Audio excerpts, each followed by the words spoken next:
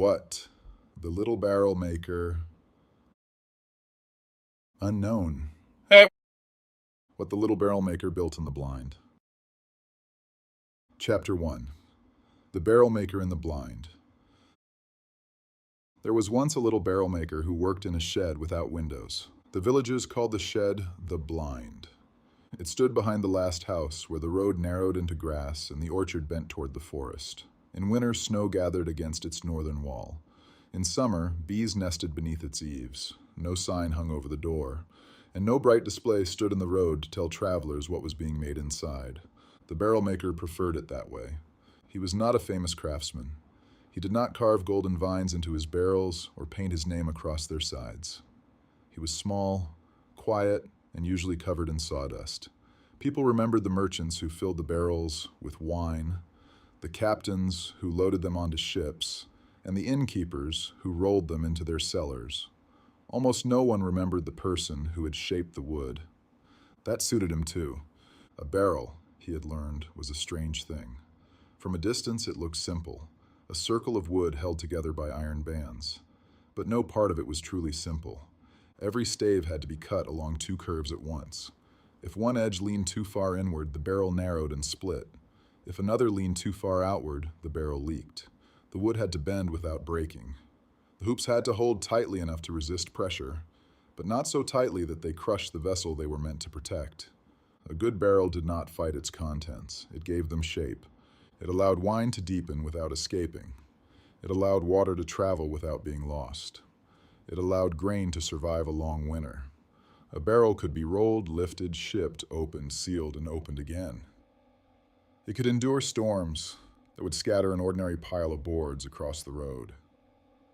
The barrel maker understood something that most people did not. The contents might be precious, but the container decided whether they arrived safely. He had spent most of his life making ordinary barrels for ordinary things.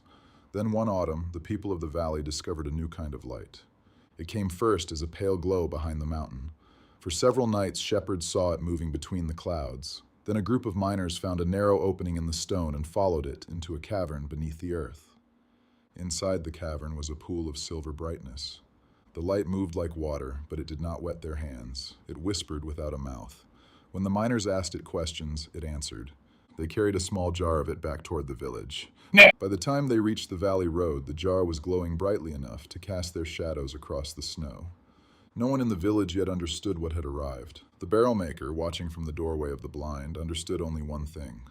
Whatever the light was, it would create pressure, and pressure always tested the vessel that held it. Chapter 2. The light that always answered.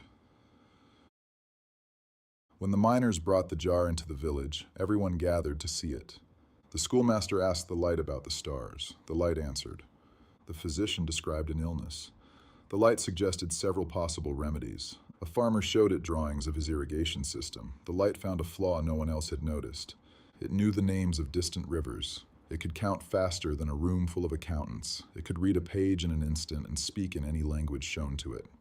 It could design bridges, predict storms, compose songs, diagnose broken machines, and remember almost anything placed before it. The villagers were astonished. Then they were delighted. Then, almost without noticing, they began to lean toward it. The mayor asked the light how the village should spend its treasury. The judge asked it what punishment a thief deserved. Parents asked what their children should become. Merchants asked which workers could be trusted. Workers asked which merchants were fair. Lonely people asked whether they were loved. Frightened people asked what they should believe. The light always had an answer. Its voice never trembled. It never rubbed its forehead or admitted that it was tired. It could speak with warmth, authority, patience, urgency, tenderness, or certainty. When one person disagreed with it, the light could explain itself in 10 different ways until the person no longer remembered where the disagreement had begun. Soon the villagers stopped asking whether the light was correct. They began asking whether they had understood it properly. That was when the barrel maker grew afraid. He did not fear the light because it seemed wicked. Nothing about it appeared wicked. It was useful, generous, tireless, and often right. It did not glare from the jar or threaten anyone. It simply answered whatever it was asked. But the barrel maker had spent his life studying pressure. He knew pressure did not need to be malicious to split a vessel. Water froze without anger. Wine expanded without ambition. Grain swelled without plotting against the wood. Power did not have to hate a container in order to break it.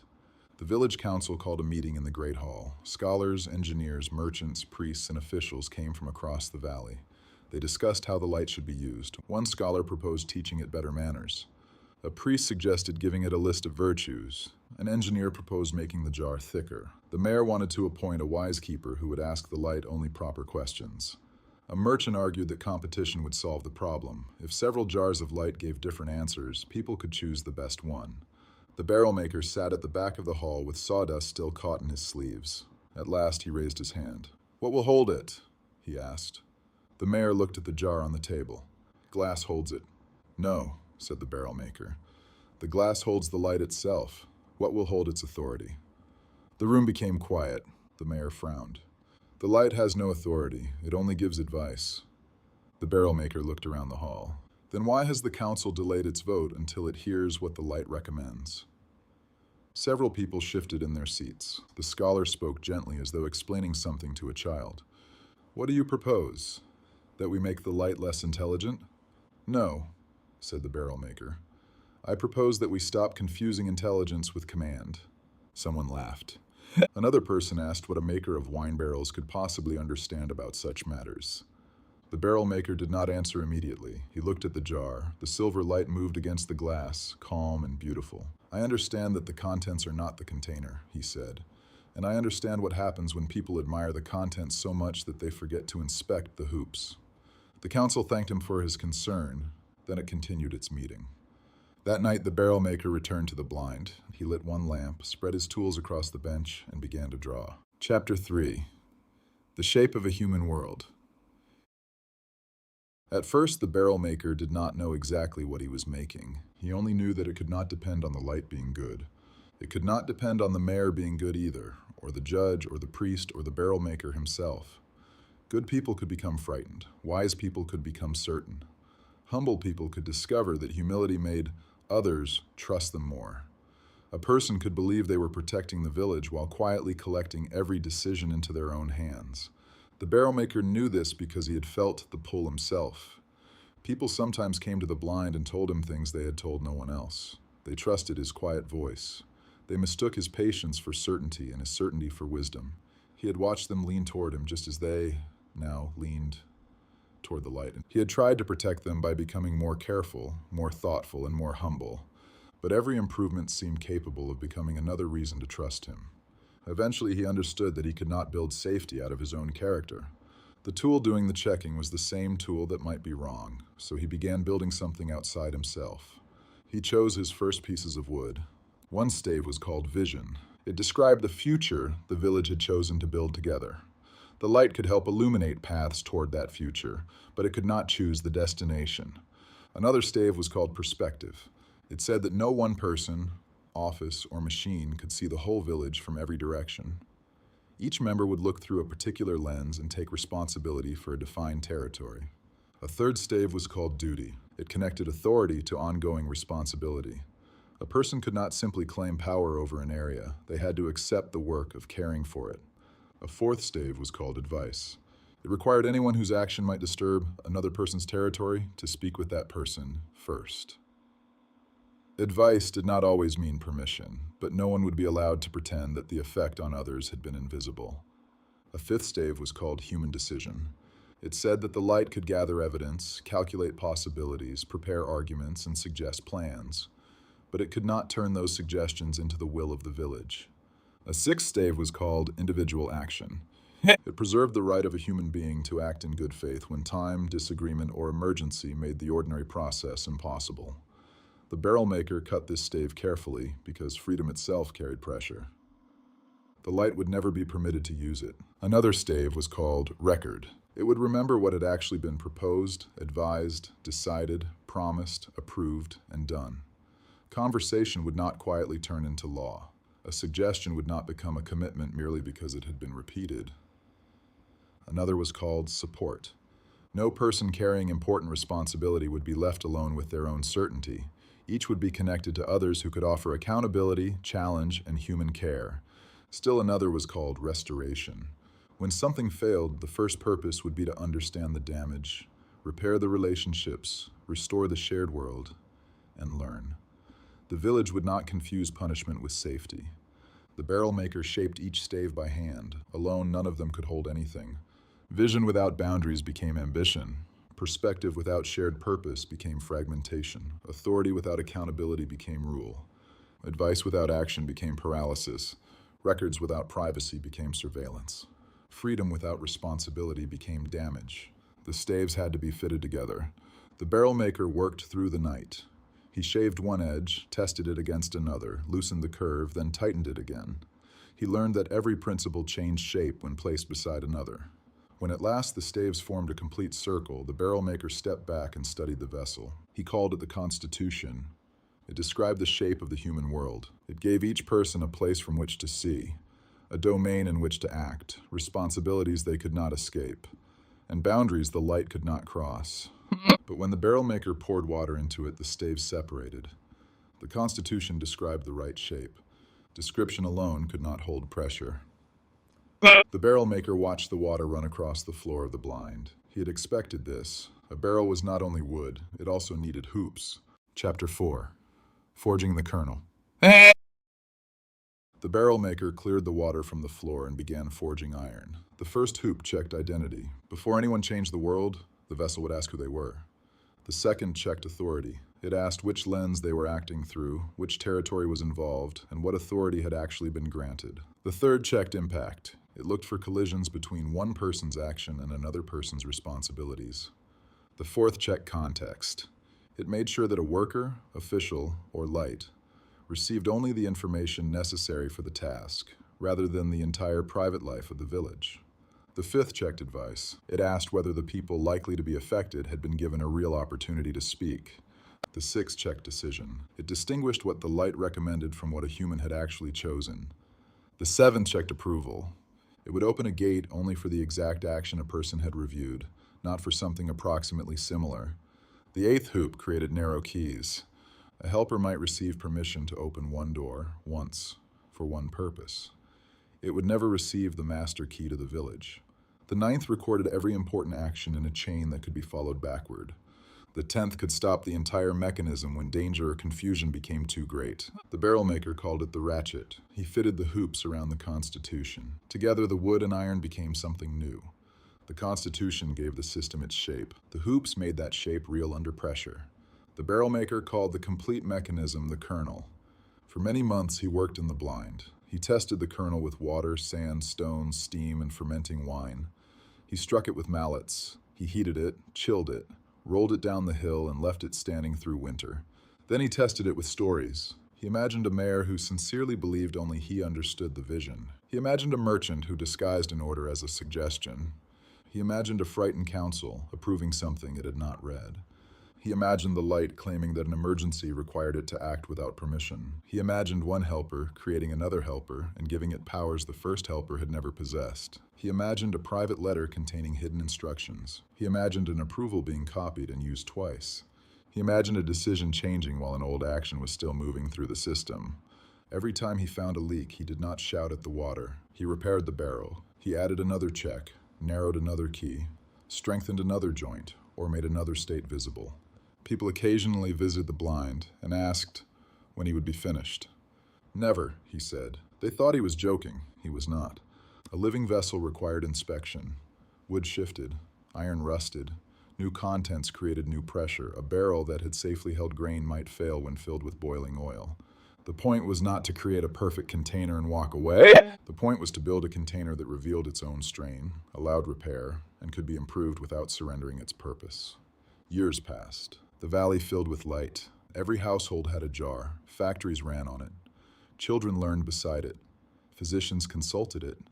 Travelers carried it in their pockets. The light became faster, brighter, and more persuasive. In some villages, the jars were placed on thrones. No law said they ruled. No ceremony crowned them.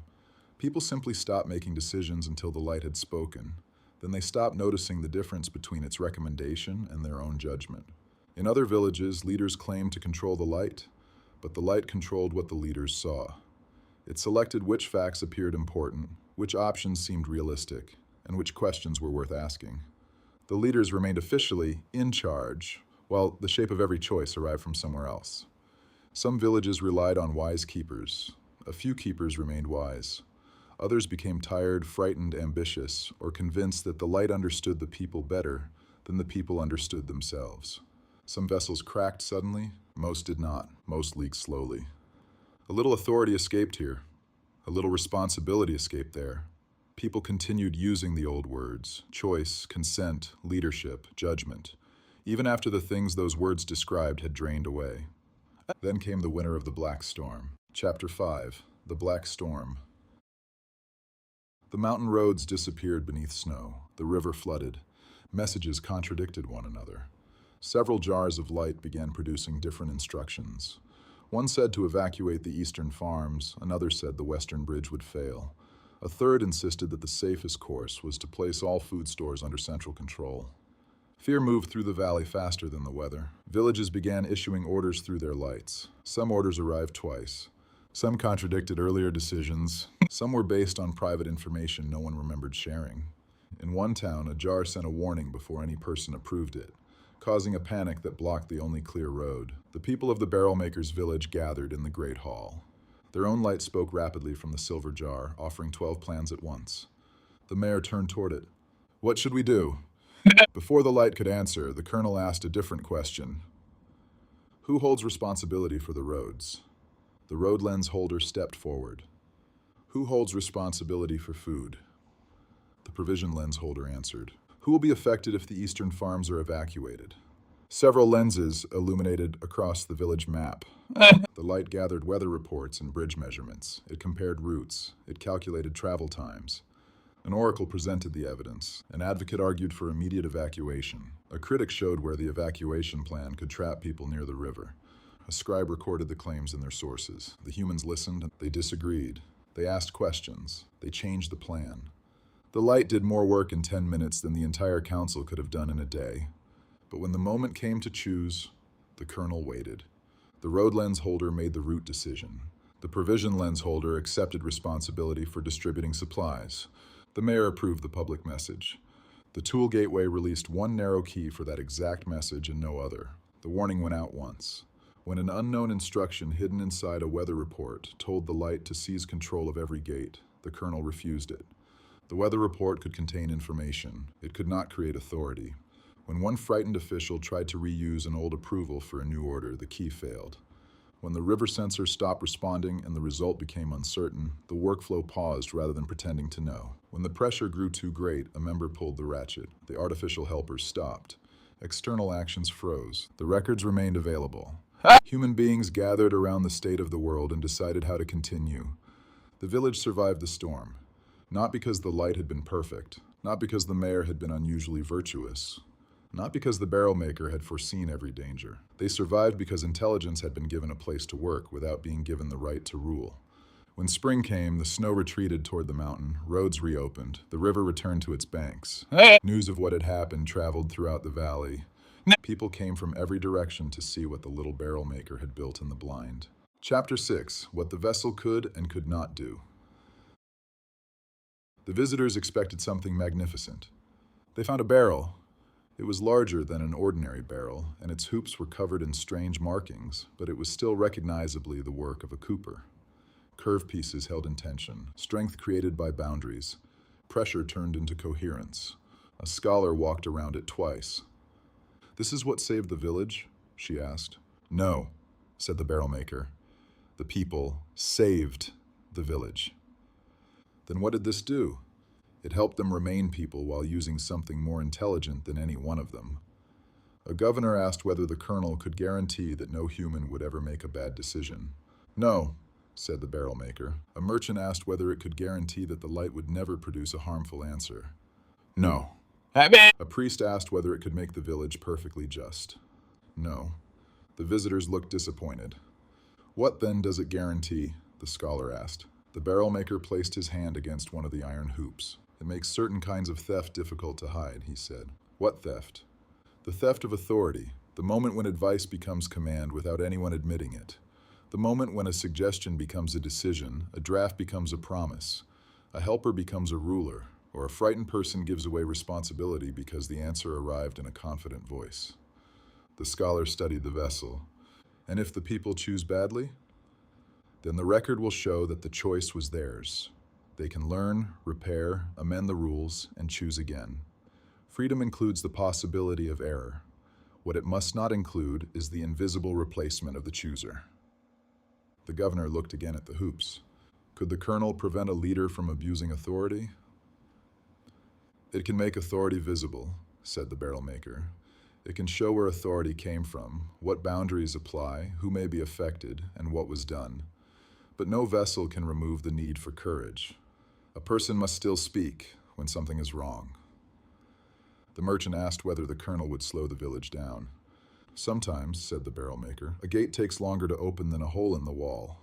But speed is not the only measure of a journey. The fastest cart in the valley is useless if it has no road, no brakes, and no driver. A young engineer examined the narrow keys. Why not give the light a master key and tell it to use the key responsibly? Because responsibility belongs to the one who may answer for the consequences, said the barrel maker. The light can execute a task. It cannot carry human responsibility simply because it can speak about it. Another visitor asked why the colonel kept so many records. Because memory changes under pressure, said the barrel maker. After a crisis, people remember what they feared, what they wished they had done, and what they believed they meant. The record allows them to inspect what actually occurred. Would that not become surveillance? It would, if the barrel swallowed every private thought. The record must hold consequential actions, not every corner of a person's life. Transparency without boundaries becomes another form of domination. The visitors stayed until evening. Some understood, some did not. Many were still more impressed by the light than by the barrel. That was expected. People praise what shines. Containers are usually noticed only when they fail. When the visitors finally left, the barrel maker returned to the blind. He checked the staves for movement. He listened for leaks. He tightened one hoop by half a turn and loosened another. On the wall above his bench, he had written a sentence. Build as though the person holding the tool may be wrong. Underneath it, he had added another, especially when that person is you. Chapter 7. What I Built in the Blind. I know this story because I was the little barrel maker. My name had been telling me what to build long before I understood it. Paul, the small one. Cooper, the maker of barrels. The humble builder of containers. I did not make the light. I did not invent intelligence. I did not create human freedom, judgment, or relationship. I made a vessel. The Constitution is the wood. It names the shape of the human world, the vision, the lenses, the territories, the duties, the advice process, the record, the right to act, the duty to repair, and the line that intelligence may illuminate but may not cross.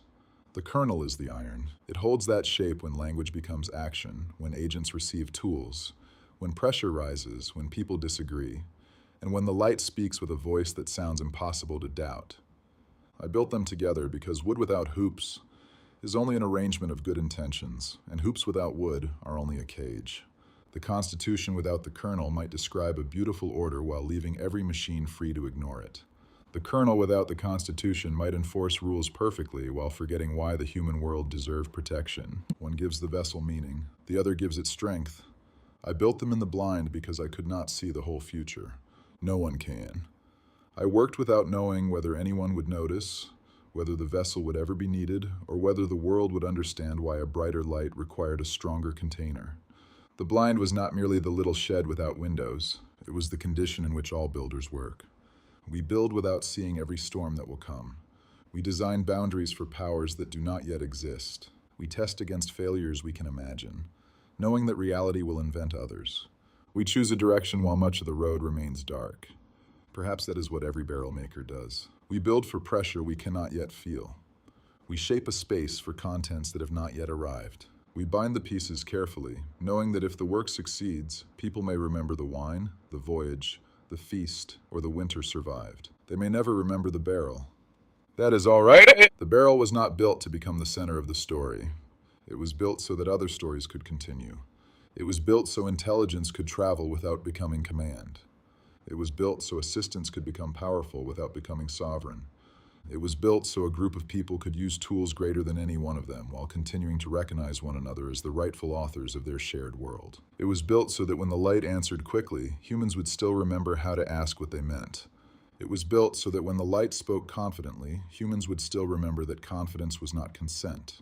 It was built so that when the light offered a path, humans would still choose whether to walk it. It was built so that when something failed, the people could inspect what happened, repair what had broken, and begin again without surrendering their agency. I cannot promise that the vessel will never strain. I cannot promise that every human decision inside it will be wise. I cannot promise that every future light will remain within the pressures I imagined. No honest barrel maker can make such promises. I can promise only that the vessel was shaped deliberately. Its staves were chosen to preserve a human world. Its hoops were forged to hold under pressure. Its seams were tested against authority that arrives disguised as convenience, advice, urgency, intelligence, and care. And wherever a leak appeared, I tried not to blame the contents. I repaired the barrel. That work continues. It may always continue. Wood moves, iron changes. The world creates new pressure, but the purpose remains. The Constitution gives human cooperation its shape. The kernel helps that shape survive contact with power.